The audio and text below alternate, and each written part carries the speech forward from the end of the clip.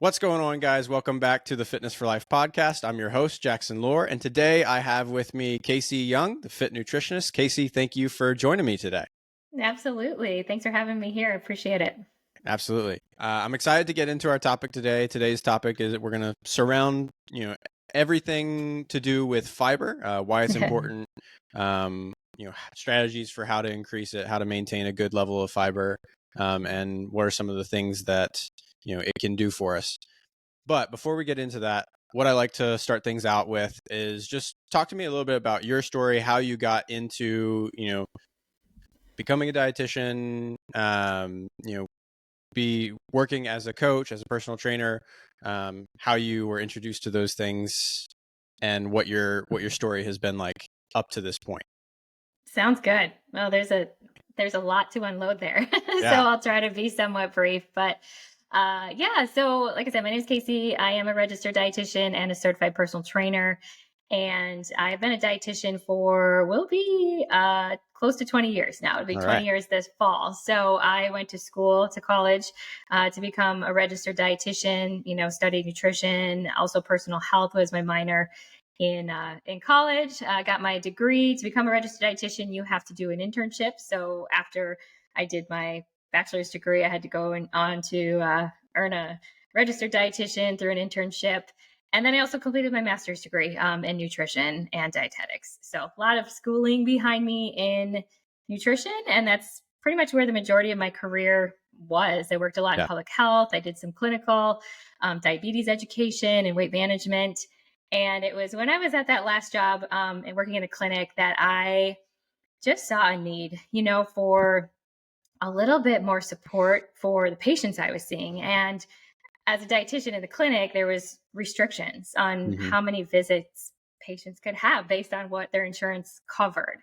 And sometimes it was 3 visits in a year. Sometimes it was, 1 visit a month for 6 months. So to me, it just felt like it just wasn't enough support for someone to be in my office for an hour and then come back a month later and like, okay, what did you work on? And they're like, well, I don't know. I forgot what we talked about.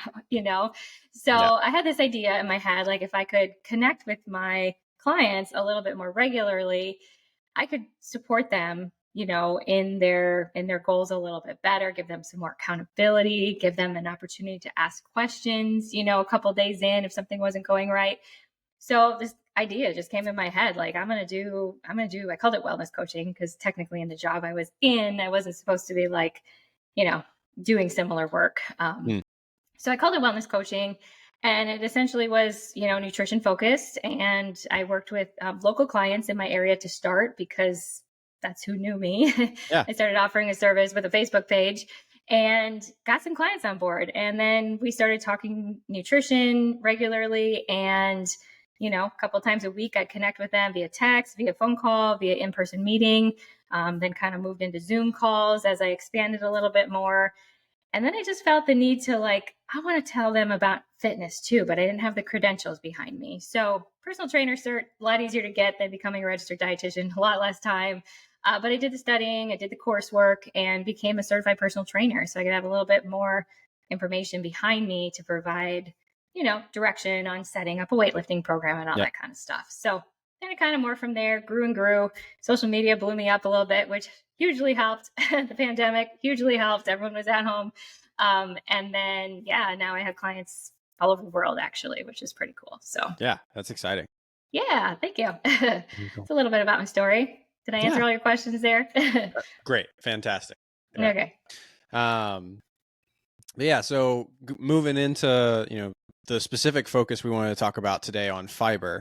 Yeah. Really appreciate you sharing those things with me, and I took a little bit of a deep dive on your Instagram account, Okay. and that seems to be like the consistent theme. Very heavily focused is fiber, and so I think it's not something I've done a deep dive on this podcast. I think is really valuable for people to hear. I'm starting to do work more in that you know in that vein with my clients, where Sure. a lot of that has been something I've maybe not focused as much on. Now I'm really bringing it to the forefront. So I wanted people to hear that. Let's start with, hey, what are some of the reasons that we want a high fiber diet? Yeah. Great question. Yeah. And fiber is so important. Also talk a lot about protein, which, you might be more like share that more frequently. So we'll dive into that fiber too. But yeah, so reasons that people may want to increase fiber in their diet. Majority of my clients, most of them are trying to lose fat. So I work with mostly women over the age of 40 who are trying to lose fat. So I talk a lot about protein. We talk a lot about strength training, but fiber is kind of that extra piece that can really make a big difference and is so important for all people, but women over the age of 40, even more so important. We're learning so much more about gut health and how that can really have an impact on a whole lot of things: immunity, inflammation. Of course, we talk about gut health and regularity, but we're understanding that, that gut health is so incredibly important. So fiber helps promote optimal gut health in the fact that we all have bacteria, inside of our bodies, our intestines included. And fibrous foods tend to help kind of feed, so to speak, that bacteria in our gut. So we know we want a good amount of bacteria in our gut, and we want the healthy bacteria in our gut that are going to help us, support our immune function, make a nice barrier in that gut, help with inflammation, those kinds of things. And when we feed our body with fiber, the fiber actually moves to that digestive tract, and the bacteria kind of get all excited, like, here comes my favorite thing to eat, so to speak, kind of more of a fermentation process, or, break it down a little bit differently. But essentially that bacteria really thrives on more fiber coming through that digestive tract. So for feeding that bacteria what it needs to thrive, there's going to be more and better and healthier bacteria within our system, which then promotes all those good things that I just talked about. Also for women all people who are trying to lose weight in particular, but it provides a lot of bulk to the diet as well. So we talk about, you need to maintain a calorie deficit if you're trying to lose fat. I stress that so often. Doesn't mean eating as little as possible. Okay. So we need to fuel, but it means eating a variety of foods, fibrous foods included, because what that does typically provides a lot more bulk to your meal. So you can actually eat fewer calories, but a more volume of food. A lot of high fibrous foods are of higher volume. So you put actually more food in your belly, but with fewer calories. So that's key in staying in that calorie deficit. Also, fiber helps your body kind of slow the digestive process. Your body kind of has to work a little bit harder to break down and digest and move all that food through when it's of high fiber. So you're slowing the digestive process, meaning you're feeling more full and satisfied longer. We're not having that food move real quickly through the digestive system, and all of a sudden I need to eat again. No, that food kind of stays in there a little bit longer, which is key for helping you stay in that calorie deficit as well. Yeah, absolutely. I think a lot of the things that I'm always trying to get across to my clients, and the ones especially who are trying to lose weight or who are trying to, lose fat specifically, like, hey, what I don't want you doing is starving yourself. Like, that's Correct. not going to be effective, because you can't maintain that sort of change. Like, that's a very short term thinking.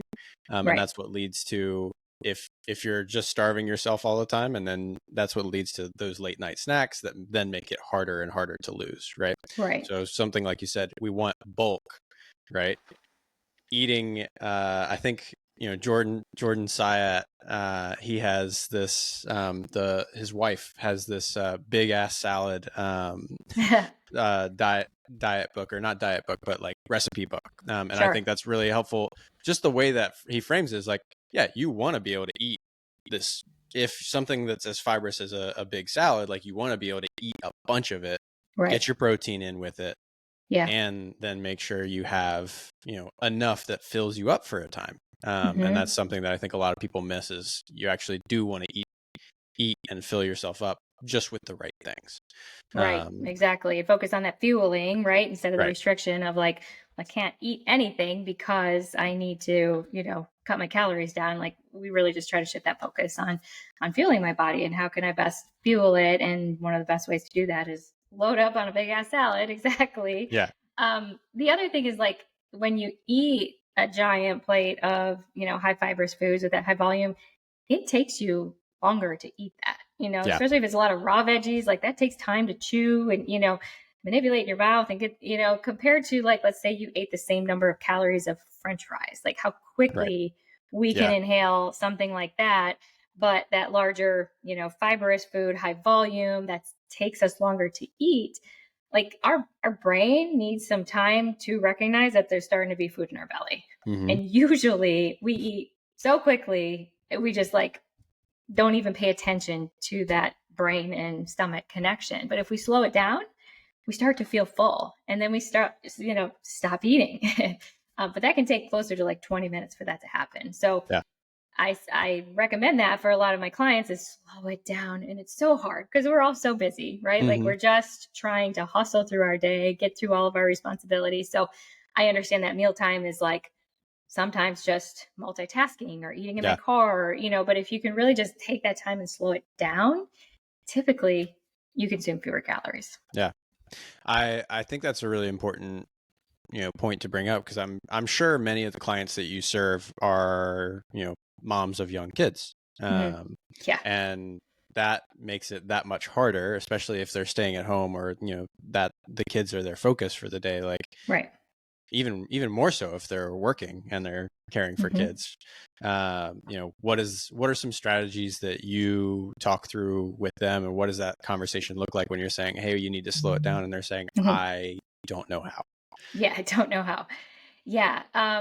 Slow it down as best you can, work within the parameters of your life, I guess is often the recommendations I have with my clients, like I understand you need to be home from work, feed the family, off to the ball field, whatever, whatever that looks like, that can, you can't get around that sometimes. You can't sit down for 30 minutes and have that meal at that point, but as best you can. And I think increasing the awareness Hmm. of what you're eating and trying to just be more mindful of your intake can be real helpful. So I'll often have my clients start with logging and tracking their food Yeah. because they have to become aware of what they're eating. And it's really hard to like make adjustments to their calorie intake without knowing. I have no idea what I'm eating, when I'm eating it, how much of it I'm eating. So, for me, it's a great strategy to start with. I don't suggest it forever, but logging and tracking your food makes you at least pay attention to it, which can then help you be more mindful and make more intentional choices too. So that's one strategy I would use. The other is as best you can, sit.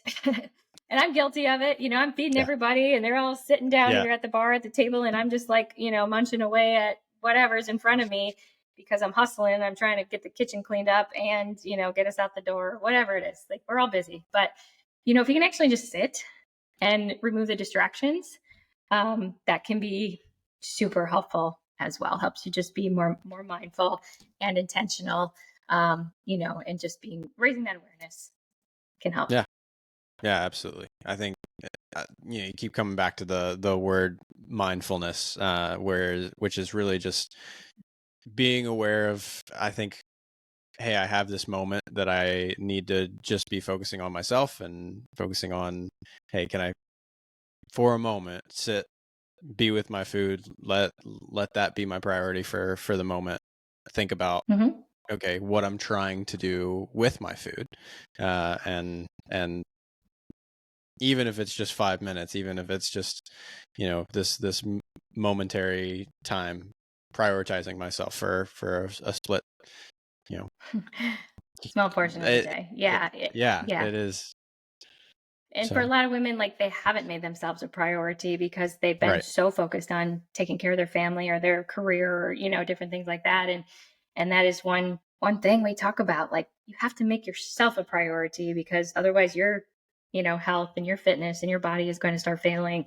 And then you're no good for anybody else. Right. So as Yeah. difficult as it is for women, because of our time constraints and many responsibilities, but a lot of times it's just that mindset of like, Yeah. it's selfish for me to take this time for myself. But it's not. It's Right. not you being selfish when you're taking care of yourself because when you do, you feel better. You have more energy. You're kinder to your family. Yeah. You can do things maybe that you couldn't do before. So it's not that. But yeah, encouraging women to make themselves a priority and take that time can be huge. And if they don't have time to like sit down to that meal and make it a little bit slower, maybe their time is spent ahead of time, like thinking about the next meal and making healthy choices and planning it ahead of time. Even if I have to eat it in a hurry, at least I've given some thought to it. Right. Yeah. Yeah. I think that's a phenomenal way to address it. And I wanted to dive into, just some of the specifics, some of the numbers, Sure. when it comes to, hey, what's a recommended fiber intake for somebody, whether that's somebody who's trying to lose weight or just, the average person. What are we looking at on a daily basis? Yeah, good question. The number I use for a lot of my clients is 25, and that's pretty minimal. So I would Mm, say more is better. But for a woman who's eating a calorie deficit, because it's kind of dependent on the amount of calories you're consuming. So if you're at maintenance or excess, like you're just consuming more food in general, so your goals should be a little bit higher. But for a lot of the women in my program on a deficit, maybe their goal is like 1,700 calories a day. Um, 25 is kind of that.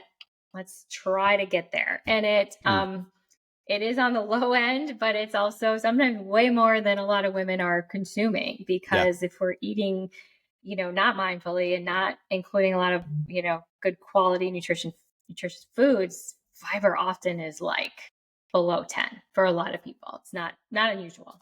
If we followed everyone in the United States, like, I don't know, 10 would probably be a good number. Yeah. So 25 is a target. For men, I would say more like 35 to 40, just because their calorie needs are higher. They are typically consuming larger amounts of food, but more is always better. I mean, an excessive amount isn't necessary either, but if there's a woman consuming 30 to 35 up to 40 grams a day and she's getting it from good quality food sources, amazing. That's Yeah. amazing.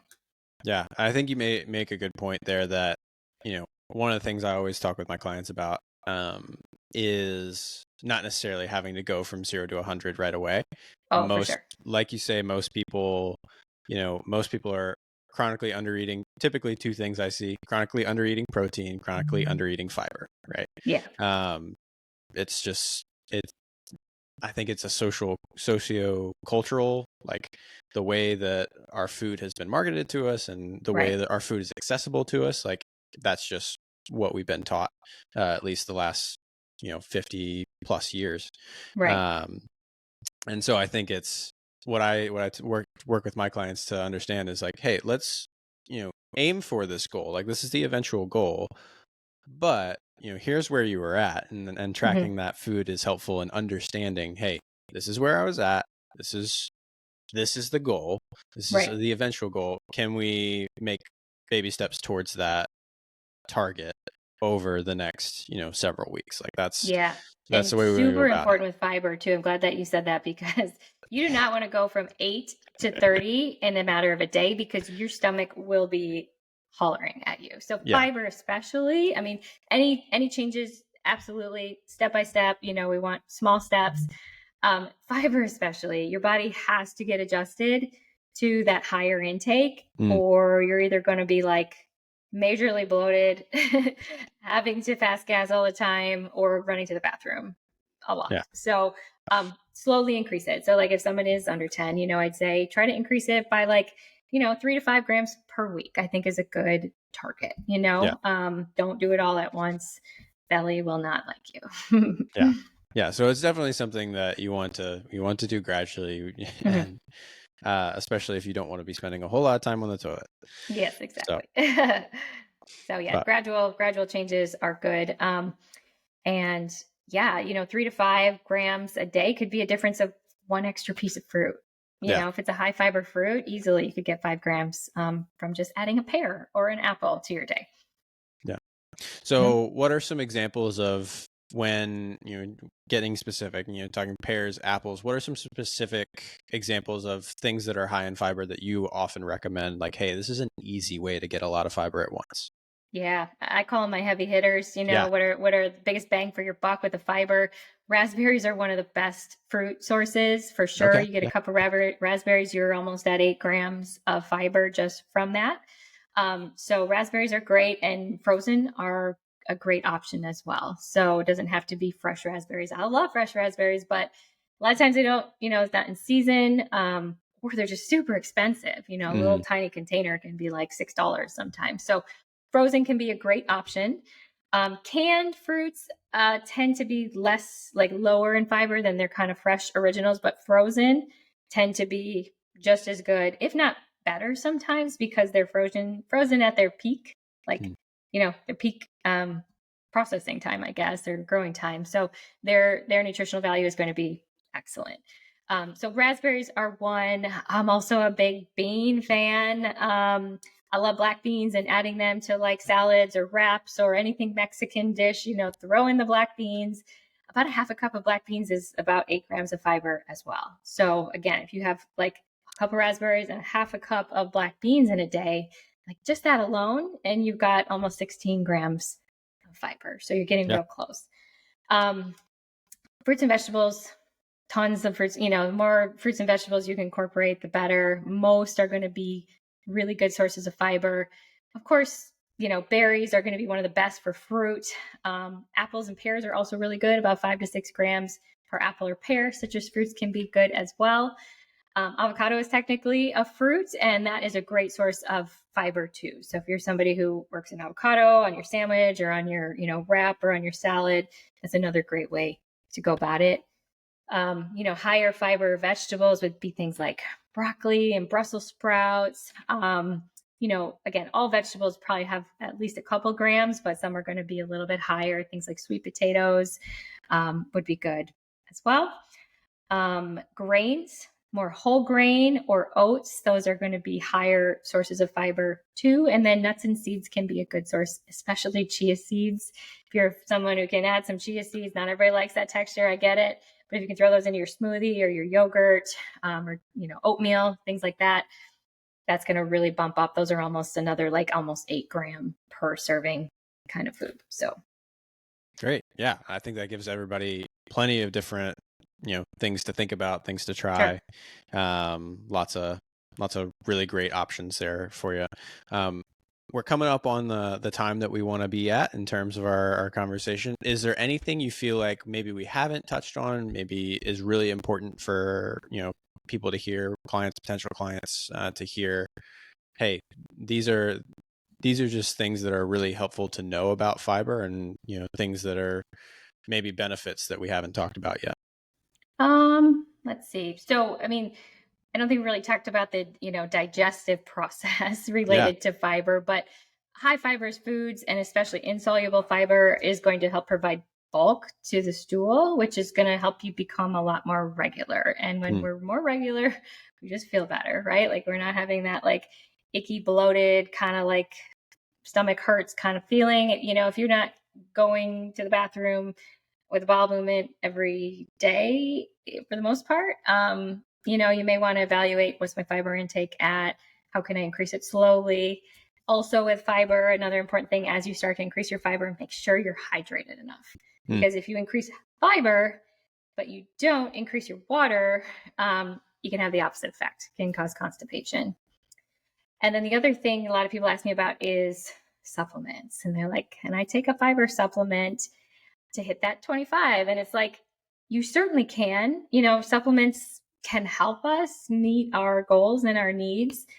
But when you take a fiber supplement, you're not getting all the wonderful benefits coming from the high fiber food that you're skipping out on, right? mm. So like raspberries, for example, again, providing volume to your plate with a lower calorie level, antioxidants, vitamins, minerals, all those things are not going to be found in that fiber supplement. So best to get it from food, but you certainly can supplement. That's why we call them supplements, a Yeah. supplement to your healthy diet. Yeah. I think the other component to supplementation, right, is it can get expensive very Yes. quickly. Yes. Like if you're, good example is, if you're missing out on a lot of those high fibrous foods, like you said, there's a lot of vitamins and minerals in there. And so if now I'm having to take, a fiber supplement and maybe a daily multivitamin because I'm not getting my vitamins Right. and minerals from my food. And, now Yeah. I'm looking at, approaching hundreds per month, over a Yeah. hundred per month Yeah. of supplementation. Now it's like, all right, is it really worth it? Or should I just Right. make sure I'm getting it from my food and getting all the benefits? and maybe I'm Exactly. spending a little bit more on food, but I'm definitely not spending that. So, Right. um, Supplements can be incredibly expensive. Absolutely. yeah. Yep, I agree. Mm-hmm. Well, Casey, thank you so much. I think this has been a really good crash course on, hey, here's what you need to know about fiber. Here are, all the different things that it helps us with. A lot of good examples of how to implement it. I think this has been fantastic. Where can Great. people find you if they're looking for you? Yeah, well, thanks for that. This is fun. I like to talk about Yeah. nutrition. So they can find me on Instagram, fit.nutritionist. I'm also on TikTok, fit.nutritionist. And on Facebook is Casey Young, RDCPT. I also have a website, inspirehw.com. If you want to check that out, I'll welcome it. So yeah, I'd love to hear from your listeners and shoot me a message if you found this, podcast to be helpful. I'd love to hear that. So Yeah, absolutely. Thank you so much for coming on today. I really enjoyed our conversation. And for those great. listening at home, hope you guys got something out of this. There's a lot of good stuff, and we will see you guys next time. Thanks.